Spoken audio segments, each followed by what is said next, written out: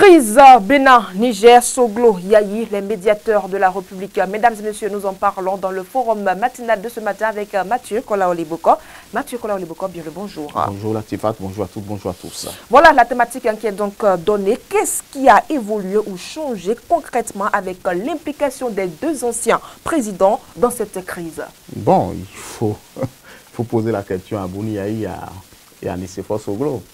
Ce qui a changé, c'est à eux de nous dire. Mais on sait néanmoins que le 24 juillet 2024, Bouni Yayi et Nicéphore Soglo, les deux anciens présidents de la République, étaient de l'autre côté du Niger et pour discuter avec le général Tiani des questions bilatérales, de coopération bilatérale, des questions liant à la crise qui a pris une ampleur aussi significative. Je pense que c'est peut-être pour instaurer un dialogue plus inclusif entre le Bénin et le Niger.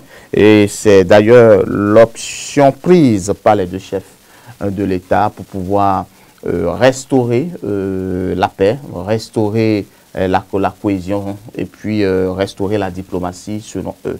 Moi, je pense que depuis le 23 juillet, depuis juillet 2023, plus précisément le 26, où le coup d'État a été instauré par le clan général Tiani, enlevant Bazoum du pouvoir. Vous vous rappelez la CEDEAO qui a dénoncé à plusieurs reprises et condamné le coup d'État justement du Niger, tout en demandant qu'on rétablisse Bazoum dans ses fonctions, puisqu'il a été, selon la CEDEAO, élu démocratiquement. Donc, le Bénin, qui s'est allié aux décisions de la CEDEAO, a été mal vu ou mal incompris, non pas mal compris, pardon, ou incompris par le Niger, qui décidément a pris position aussi, puisque le Niger estime que nous soutenons les décisions de la CEDEAO sans comprendre peut-être le fond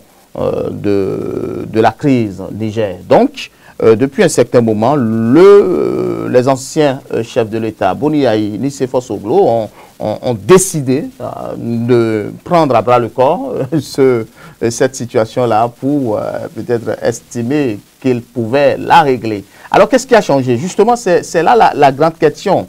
Ce qui a changé depuis le 24 juillet 2024, c'est que, bon, on pourrait dire après la visite de ces deux chefs d'État revenant au Bénin qui sont partis faire un point fidèle au président de la République, on pourrait dire que plus ou moins on a constaté que le pipeline Bénin-Niger a commencé par fonctionner. Est-ce que, justement, c'est l'œuvre des anciens présidents? Je ne saurais le dire. Mais je sais que après le passage des deux anciens présidents, même si la relation n'a pas été totalement restaurée, je pense qu'il y a des avancées notables qu'on peut noter. Mais je pense que la frontière reste toujours fermée, la relation reste toujours détériorée, la situation reste toujours pendante, la crise profonde entre le Bénin et le Niger. Mais si on voit déjà dans l'ensemble tout ce qui se passe aujourd'hui, Latifat Kowenou, j'estime personnellement que les lignes n'ont pas du tout bougé. Je pense que les anciens présidents, personnellement, je peux me tromper, ne m'ont pas convaincu. Mathieu Kolaoliboko, on est aussi en droit de se demander en ce qui suit, que sont devenues les conclusions de la première visite? Justement, c'est là. C'est là tout. Il n'y a rien de drôle. C'est une question pas oui, bon, votre question, parfois, il faut être prudent pour pouvoir la répondre.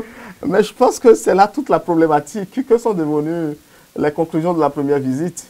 Je pense que soit Bouni Yayi, soit Nicéphore Soglo, les deux sont mieux placés pour pouvoir nous répondre.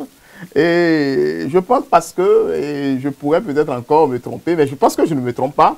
Évidemment, c'est par rapport à la première conclusion de cette visite-là que Tiani aurait rappelé Nicéphore Soglo et Bouni Yayi. Donc, on attend de voir ce qui va assortir de cette deuxième rencontre et nous allons poser la question au président Nicéphore Soglo qui est visiblement le porte-parole de ces deux médiateur là. Donc, je pense qu'on va lui poser la question, mais que sont devenus, personnellement, ça relie à la première question, c'est que qu'est-ce qui a concrètement changé?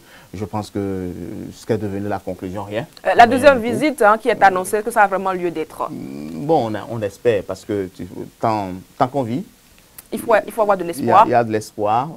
On va voir si Boni Yayi et Nicéphore Soglo vont vraiment être les facilitateurs du Bénin, les hommes de la situation, comme on le dit. Qu'est-ce qu'ils veulent changer concrètement concernant cette crise? Est-ce que Boni Yayi et Nicéphore Soglo, politiquement aussi, ne jouent pas pour pouvoir montrer au peuple nigériens qu'ils sont là, qui sont leurs sauveurs, au peuple béninois que, écoutez, le gouvernement ne fait rien, ce n'est que nous qui portions, juste, comment on appelle, cette charge liée à la crise Bénin-Niger. Donc, moi, j'estime qu'il faut être prudent et nous espérons que la prochaine rencontre, si on arrive et que ce n'est pas pratique, on n'ouvre pas les frontières et que le Niger ne reprend pas les relations avec le Bénin, et que le Bénin attend toujours, le Niger attend toujours que le Bénin vienne leur demander pardon alors qu'on n'a commis aucune faute et que les deux présidents même estiment qu'il faut demander pardon au Niger. Je pense que alors, si c'est de cette diplomatie qu'on veut parler, ce n'est pas la bonne voie, ce n'est pas la bonne procédure. Je pense que la diplomatie dans laquelle nous sommes aujourd'hui, c'est une diplomatie économique et ce n'est que des intérêts. Si le Niger ne nous apporte rien et que le Niger espère peut-être que le Bénin va leur apporter quelque chose, c'est faux. Il faut que la relation soit au-delà offensive, mais il faut que la diplomatie soit aussi économique, puis il faut que la relation soit gagnant-gagnant. Donc, moi, je dis, au-delà de tout ce qu'on peut espérer des présidents, de ces deux anciens présidents, je pense que ce qu'on peut, c'est cette sagesse-là, à pouvoir peut-être renégocier les choses dans les couloirs, mais on n'a pas besoin de pouvoir médiatiser tant ce qui se passe, pouvoir montrer au peuple béninois, au peuple nigérien qu'on est en train de travailler. Mais je pense qu'à l'heure où nous parlons, on va leur donner encore une seconde chance pour pouvoir vraiment mesurer ce qui s'est passé au cours de la première rencontre. On attend les conclusions, d'accord, de façon efficace. Qu'est-ce qui a changé de façon pratique? Personnellement, moi, je n'ai pas vu. Et j'attends que Nicéphore Soglo et Boni Yayi puissent nous répondre pour que nous situions vraiment les responsabilités. Et que si, évidemment, ils ont joué un rôle majeur dans la crise, dans le dénouement, dans la médiation, et que ça change, alors le peuple béninois, seul détenteur ou seul maître ou seul arbitre, pourrait situer et pourrait applaudir.